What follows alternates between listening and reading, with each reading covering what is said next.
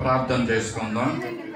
Master John Sudhakar గారు ప్రార్థన చేస్తారు. దైవ సేవకులు వేస్తామని అని బిడ్డలపై కాపవలసిందిగా కూర్చున్నాం. దీవెన దయచేసి అందరూ సైలెన్స్లోనే ప్రార్థన చేసుకుందాం. పరిశుద్ధమైన తండ్రి, ప్రేమ కలిగిన ప్రభా, ఒంటరిగా ఉన్నటువంటి వీరిరువురికి కూడా ప్రభా ఈ దినాన్ని జతపరచడానికి మీరు నిశ్చయించారు. ఈ నిష్కాంతి కార్యక్రమం జరగడానికి చూపానికి స్తోత్రాలు చెల్లిస్తున్నాం. వారిరువురు కూడా ప్రేమకు సూచనగా బంగారు పొందరాలను వారు ధరింప చేసుకున్నారు. వారు ఏదైతే ప్రమాణం చేశారో ఆ ప్రమాణములకు, ఈ వాక్యములకు కట్టుబడి వారి జీవితాల్లో ముందుకు సాగడానికి సహాయం కలిగించారు. సేవకులుగా వారి క్షేమాభివృద్ధిని కోరేవారుగా ఇక్కడ ఉన్న మేమందరం కూడా యేసు నామములో వీరిరువురిని కూడా మేము దీవిస్తున్నాము తండ్రి. ఇశ్రాయేలును వర్తిల్లింపు చేసిన రాహేలు ఉన్నట్టుగా కుమారుడిని మీరు దీవించమని ప్రార్థన చేస్తున్నారు. కుమారుని కూడా మీరు దీవించి వారి దాంపత్యముల ద్వారా అనేకులు మాదిరిగా చూసినట్లుగా కృప దయచేయమని ప్రార్థన చేస్తున్నారు.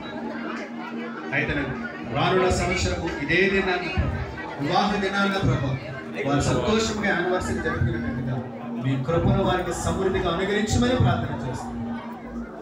ఆత్మీయంగాను, మానసికంగాను, ఆరోగ్యంగాను అన్ని విషయాలు కూడా వారిని దీవించమని ప్రార్థన చేస్తున్నారు.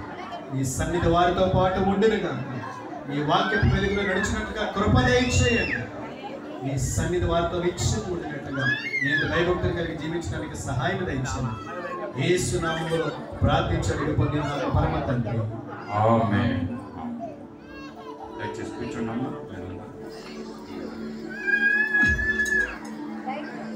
సమయంలో మరి వధువుని ఉద్దేశించి గ్రీటింగ్స్ తెలియజేస్తారండి. మన మధ్యన పాస్టర్ కాలేబ్ గారు విశాఖపట్నం నుంచి వచ్చారు.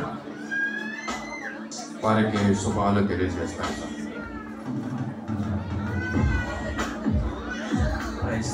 హల్లెలూయా.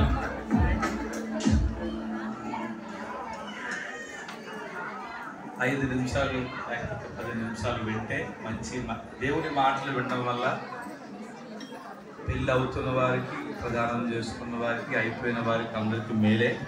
కనుక కొంచెం వెనకాల కనబడలేదేమో, కొంచెం కూర్చుంటే 2 మాటలు చెప్పి నా మీటింగ్స్ ముగించడానికి ప్రయత్నం చేస్తాను. మరియా యోసేపులు ప్రధానమైంది. అమ్మా వినండి, ఒక 5 నిమిషాలు వింటే దేవుని మాటలు వినడం వల్ల క్షేమం వస్తుంది, దేవుని వస్తుంది, ఆశీర్వాదం వస్తుంది. వినకపోతే కొన్ని విషయాలు మనకే పొరపాటు అవుతుంది. కనుక మరియా యోసేపులు ప్రధానమైందంటే ఈ ప్రధానమే ఇంగ్లీష్లో ఎంగేజ్మెంట్, తెలుగులో ప్రధానం, ఇవన్నీ కార్యక్రమాలు ఉంటాయి. ఇలాగే ఈ ఎంగేజ్మెంట్ అయిపోయింది ఇద్దరికి. వారిద్దరూ ఎలాంటి భక్తి పరులు అంటే, కొత్త నిబంధనలో రాయబడిన ఇద్దరు భక్తులు ఎలాంటి భక్తి పరులు అంటే, మరియా యోసేపుల గురించి కొత్త నిబంధనలో రాయబడింది ప్రధానం అయిన తర్వాత వారి జీవితాలు ఎలాగున్నాయనంటే, మరియా ప్రార్థన చేస్తూ ఉన్నప్పుడు దేవుడు మాట్లాడాడని మనం చదువుతాం.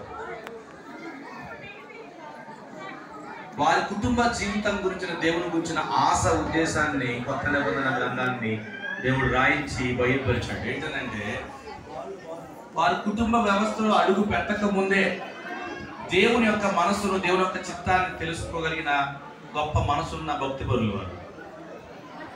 మరియా ప్రార్థన చేస్తున్నప్పుడు పైనుండి గాబ్రియెలు దిగొచ్చి మరియ గురించి, మరియ జీవితంలో జరగబోతున్న కార్యం గురించి, జీవితంలో ఎదురవుతున్న సమస్యల గురించి, అన్నిటి గురించి చెప్తున్నప్పుడు మరియ దాని గురించి ఏమీ గొప్పగా లేకపోతే ఆలోచించలేదు. కానీ ఒక మాత్రం మరియకి ఆశ ఉంది. ఏంటంటే, దేవుని చిత్తము నా కుటుంబంలో, నా జీవితంలో జరగాలని ఆశించింది. అందుకే మరియా జీవితంలో భర్త ఇంకా పెళ్ళి అవ్వలేదు, ప్రధానం అయిన తర్వాత పరలోకం నుండి గాబ్రియెలు దిగొచ్చి మాట్లాడిన తర్వాత వారు ఇంకా యాగము కాకమునుపు గర్భం ధరించిందని బైబిల్లో రాయబడింది. ప్రపంచ చరిత్రలో అలాంటి పెళ్లి ఎక్కడ జరగదు, ఎవరి జీవితంలో జరగదు, ఎవరు నమ్మరు కూడా. కానీ బైబిల్లో ఆ యవ్వన తల్లి, ఆ మరియమ్మ ఎంతగా ఆశపడి ఆలోచించి కోరుకుందో కానీ దేవుడి యొక్క చిత్తాన్ని నెరవేర్చడానికి ఏం చేసింది? ప్రయాసపడి భర్త ఏమనుకుంటాడనో, బంధువులు ఏమనుకుంటారనో, కష్టాలు ఎలాగ వస్తాయనో, నిందలు ఎలాగ వస్తాయనో, అవమానాలు ఎలాగ వస్తున్నా, ఏం జరుగుతున్నా పర్వాలేదు, దేవుడు నా కొరకు ఉద్దేశించిన ఆ చిత్తంలో నేను నా జీవితాన్ని కొనసాగించాలని మంచి తీర్మానంతో, మంచి ఉద్దేశంతో తన జీవితంలో ఆ యవ్వన వయసులో ప్రార్థన చేసుకున్న ఆ స్త్రీని దేవుడు ఎన్నుకొని లోక రక్షకుడైన యేసుక్రీస్తుని లోకానికి దిగి తీసుకురావాల్సి వచ్చింది. ఎందుకు ఈ మాటలనే చెప్తా ఉన్నానంటే, వివాహ వ్యవస్థని దేవుడు జతపరచక ముందు ఎందుకు జతపరుస్తాడనంటే, దేవుని యొక్క ఔన్నత్యమైన ఉన్నతమైన చిత్తాన్ని తెలుసుకోవాలి. అది నెరవేర్చబడడానికి కుటుంబ వ్యవస్థ మాత్రమే దేవుడికి ఎంతగానో ఉపయోగకరంగా మారుతుంది. బైబిల్లో రాయబడి ఉంది, మలాకీ రాసిన గ్రంథంలో ఒక మాట రాయబడి ఉంది. వివాహ వ్యవస్థ తర్వాత వివాహమైన కొన్ని రోజులకి మనందరికీ తెలిసిన పిల్లలు పడుతుంది. ఎప్పుడైతే ఈ పిల్లలు దైవ చిత్తంలో ఉంటారో వారే వారి పట్టణాన్ని, వారి ప్రాంతాన్ని, వారి దేశాన్ని ఇన్ఫ్లుయెన్స్ చేసే విధంగా దేవుడు వారిని దీవించి తీరుతాడు.